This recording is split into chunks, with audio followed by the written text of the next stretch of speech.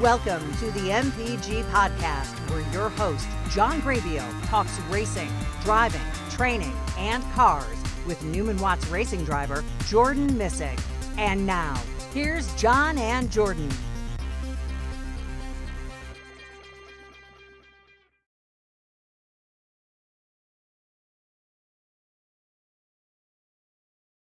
Well, welcome everybody to the MPG podcast with Jordan Missig. I'm John Grabio. Looks like Jordan is in the Missig Performance Group garage at the Audubon Country Club Joliet, Illinois. And I am in a picture-perfect hotel in Tucson, Arizona. I think Tucson, Arizona is where I am. So, well, welcome to the podcast, Jordan. Thank you, and glad to see you're back on the road again. Well, I should say back in the air, since you're technically flying, not driving like we are. So, yeah. That's right. I've been flying. So tell us a little bit. It's a huge weekend. I was monitoring your progress on the internet avenues that we talked about last time. Mm-hmm. So you headed to Mid-Ohio for a race.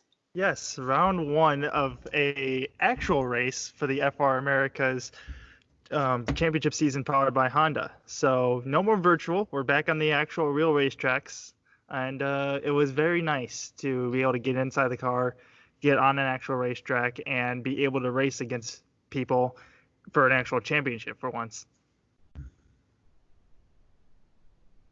Very nice. So you got there. How did you got there on Wednesday, right?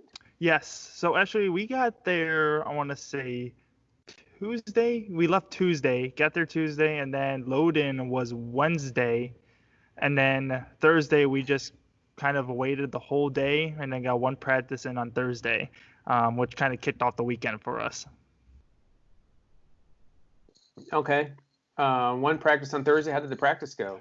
So the practice itself didn't go as planned as we liked it to be. My teammate Victor Franzoni was able to put his time up to the third spot. Meanwhile, I was stuck in the 16th position, 3 seconds off the leader's pace, due to an engine issue that we found out later in the day after our practice session. So we found out that we had a power issue inside the engine, and we had to make the call either to go ahead and bite the bullet and deal with the motor, or purchase another motor and put that in the car later that night, have the team put it in the car later that night so it's ready to go for practice 2 the next morning. And we went ahead and elected to do just that. So the team spent the whole night. Wow. I was timing them. They started, I want to say, at around 8:17, I think they said, or excuse me, 5:17. Or 8:17, excuse me, and they were done, I want to say, around 12:30, 1 o'clock in the morning. So you had to get a new engine to put in there. Do you know what's wrong with the old engine yet? No, we do not. But luckily enough, Honda and HPD have, since the whole transaction of the car went through SCCA and Ligier and everything, the engine is actually being taken back to Honda HPD Racing, and they're going to be doing like a couple R&D tests to see what the actual problem was with the motor. So, they're going to go back, test out the motor, see if there's an actual issue with it, and then kind of report back to us. There was a couple diagnostics that we thought it could have been, but once we put the new motor in and really saw the difference in power down the long straightaways, we really could tell that, yeah, there was definitely something wrong with the motor. Wow. And so once you got the new motor in there, you knew right away it was a good one? Yeah. So the easy way to tell, when we were in first practice, my driver coach was sitting up at the top of Keyhole, which is turn 2 at Mid-Ohio. He was able to see guys that were behind me, maybe a half a straightaway behind, or maybe not so far behind, that we were getting pretty decent exits out of turn number 2.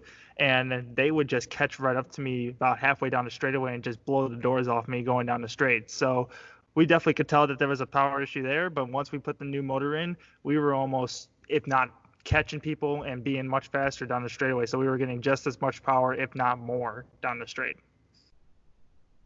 Wow, that's good. So that takes you into Thursday, right?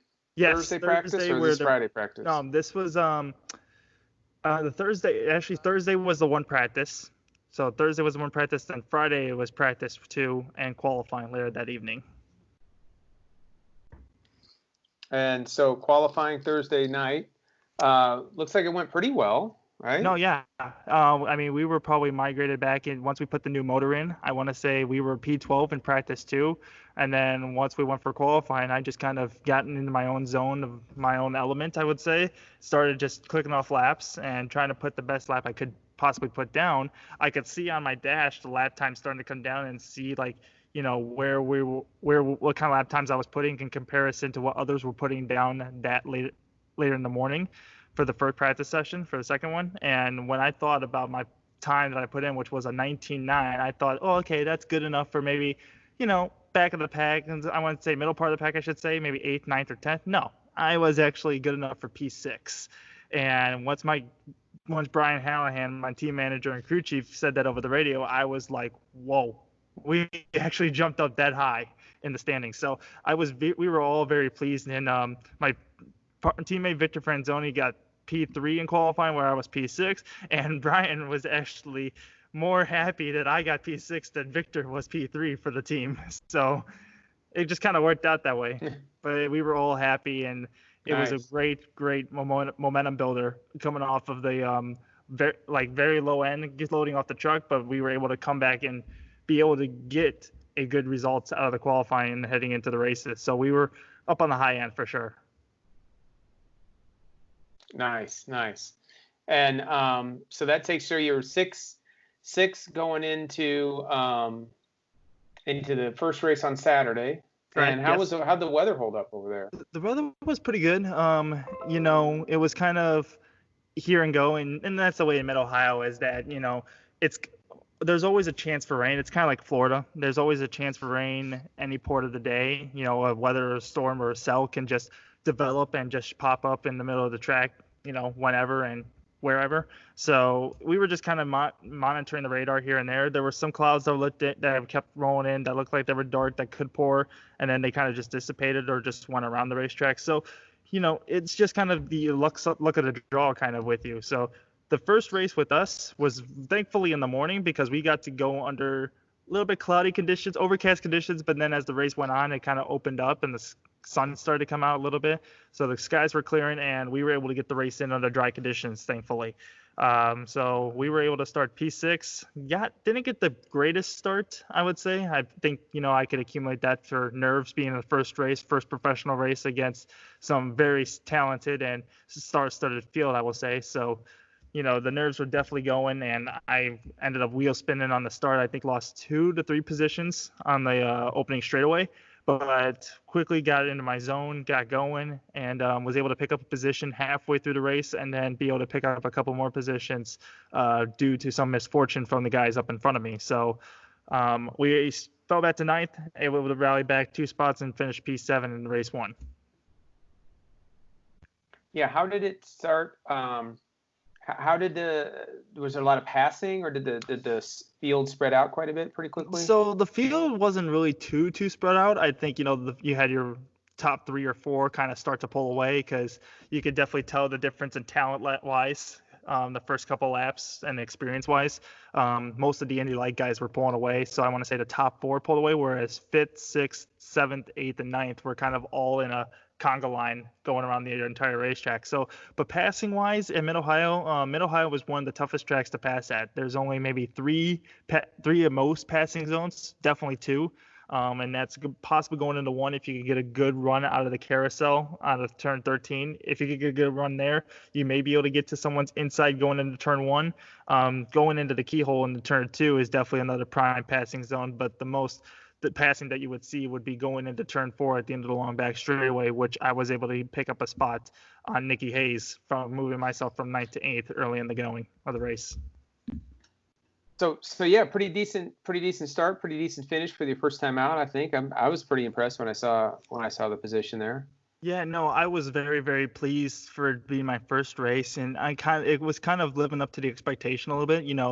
I was going to have to drive as hard as I could the entire race. There wasn't going to be any moment to relax. It was always going to be head down, focus forward the entire race. You're barely going to be able to spend any time looking in your mirrors, checking if someone's behind you, because there's always going to be someone behind you. And the moment you check your mirrors is the moment they're passing you. So, it's a good way to keep your focus forward, keep your eyes on what's in front of you. And luckily enough, the two guys I was behind, who were James Rowe and Jacob Abel, I think I was a little bit faster. I felt like I had a better handling and quicker pace car.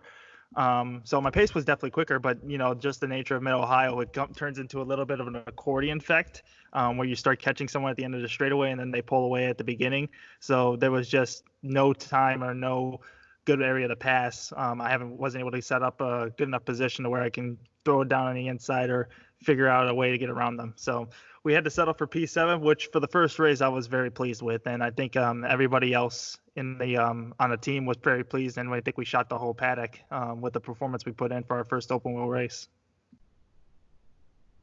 Yeah, that's fantastic. So that's Saturday night, and then Saturday afternoon, I guess, right? Yeah, it was Saturday morning.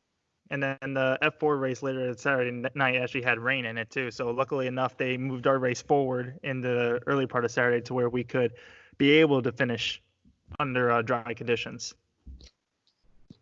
Right. Yeah. So I just saw a little bit of that also. The F4 guys going out there dancing in the rain. So Sunday brings the second race, right? Yeah, no, second race was Sunday. Luckily enough, because the race was in the morning, all the guys were able to do all the work and everything they needed to do to prep the cars later in the day on Saturday, and just kind of had to show up to the track, kind of pack everything up a little bit that we could, or, the miscellaneous stuff that we could pack up for the guys so they can leave after the race on Sunday, and just kind of wait it out until it was race time. Yeah.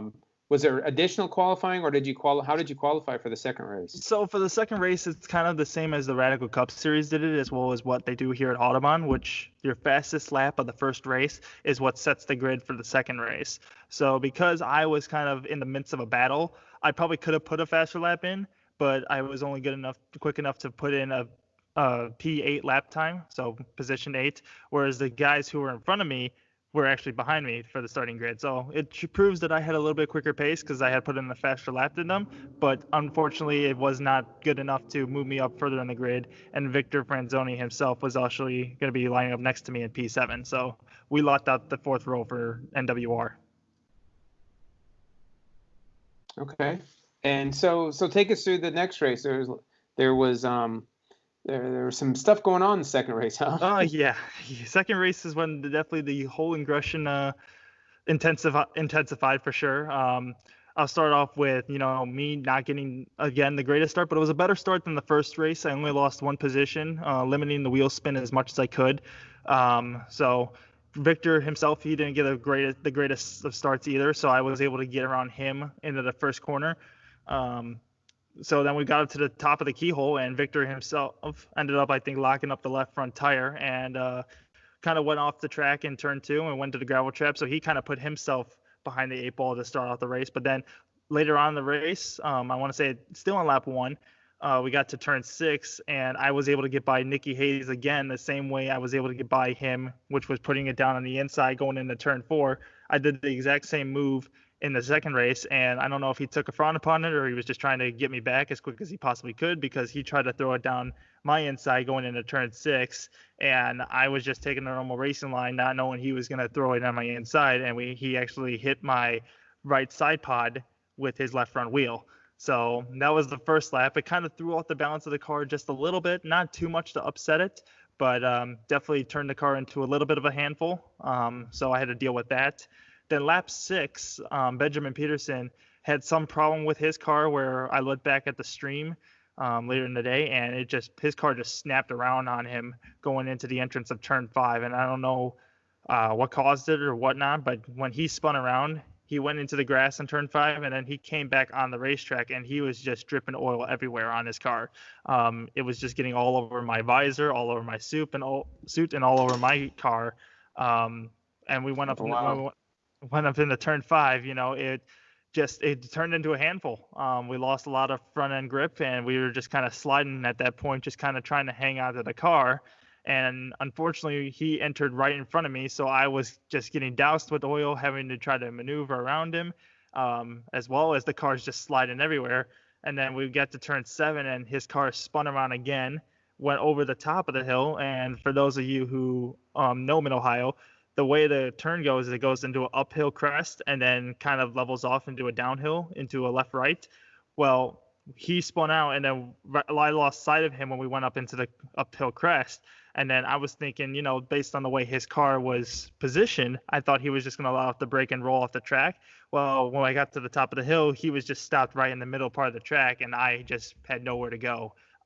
Looking back at the video, you probably could have went into the grass to avoid it, but at the split-second decision, you have to make a decision right then and there. And I thought he was going to move off the racetrack, and I was just going to be able to stay on it.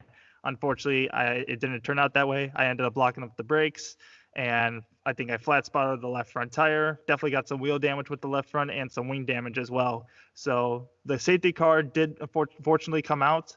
The team was able to go on the pit wall, get a look at the damage a little bit, and then make a decision if I needed a pit or not. Unfortunately, we had enough damage to where we lost the wing end plate and one of the flaps, so we had to pit because we had a lack of downforce with the car. They ended up making a tire change and a wing change and sent me back on my way. But yeah, it was an unfortunate circumstance for us, but we had to make do with the best of our abilities. Had to restart the very tail end of the field, so we restarted 15th, and then as soon as the green flag came out, we had about 10 minutes remaining, and I was only able to pick up about 2 more positions on track, so I ended up finishing P13 on the day. Yeah, well, still with all the adversity, I mean, just from my opinion, it sounds like it wasn't that bad. It sounds like you came out of it pretty decently. Yeah, no, in this series, only the top 10 get points, so to try to get us into the top 10 is very crucial and very critical just to get a little bit of points. So, we tried to do everything we could, but, unfortunately, we just came up a little bit too short. And the way Mid-Ohio is, unfortunately, it's a very hard track to pass. And I was much faster than probably the guys in front of me. I was able to catch back up to them, but it's just I couldn't get a good enough run or just get alongside them enough to where I can pass them into some of these places because it's very hard. There's only a selective amount of areas where you could pass. Yeah. Okay. Well, first weekend out. That takes us into next race is VIR. Yeah, so we're going out to Virginia International Raceway. Luckily enough, we were able to test there earlier this year. Unfortunately, though, it was in the rain, so I'll have to revert back to some of my Radical experience of when we were there last year with the Radical Series, able to race in the dry there. So we're so far right now 11th in the point standings, but still not out of it. We're far from out of it, I will say. It's just the season's just beginning, so this is when all the fun's going to begin. So we'll have to see what VIR brings to us and how we compare to the other guys when we get onto a big and long stretch racetrack to where we'll be at full speed for a long time. Right. So, and when is that? What weekend is that? So VIR? that is currently 2 weeks away from right now. So we will be there the weekend of the 15th, 16th, 17th, and 18th, I believe. So 2 weeks from now. Okay. So we're going to be leaving here, I'd say, on that Tuesday, I would say. So 2 weeks roughly. About the 14th or so. Yeah. Yep. I would say. Yeah, about the 14th. Okay. All right. Outstanding. Well, thanks for catching us up on what happened this weekend. We look forward to chatting with you again and seeing how the preparation goes for VIR coming up and hopefully some great success there. Perfect. Yeah, I'm excited for VIR. I'm interested to see what I'm able to do with my abilities and with this car as well. For those of you who want to watch it and were able to catch up on the Mid-Ohio race, please go to fanracing.live. That's where you're going to be able to catch up on all the live streams. Also, you can check out what happens throughout the weekend on my social medias. That's Jordan Missig Racing on Facebook, Jordan M Racing on Twitter, jordan.missig.racing on Instagram. You can also catch some videos that I'll post on YouTube as well. Also, I just came out with a podcast as well with Jeremy Scott, who is one of the announcers here at the Audubon. He does one of the PA announcing when we have our races here. He actually interviewed me on his podcast called Inside Open Wheel, and that can be found on Apple Podcast or on Anchor as well. It's a very good interview with Jeremy Scott, highlighting my whole career, how I got into racing, and why I chose Formula Regionals as well as my racing series for this year. So go check that out, please. Oh, outstanding. Yeah. And all that stuff can be found just by simply doing a Google search on Jordan Missig Racing, and all that stuff pops up. Yep. And you can go from there. Listeners, go ahead. I was going to say, and if you want to also find the podcast as well, there's been plenty of shared links on my social media as well of the podcast itself. So if you just go to my social media, you probably will find the interview there as well. Yeah, and from the YouTube channel, if you're watching this on YouTube, make sure you click the bell and subscribe so that you always know when there's a new podcast that's up. Mm-hmm. We still have not answered all the listeners' questions that we have, so look forward to that in an upcoming episode when we start answering some questions from the listeners. So stay tuned for that, and that'll be up here next month or so probably. Yep, it will be probably in our next episode coming up here soon. All right. Thanks again, Jordan. Perfect. As always, John, thank you very much.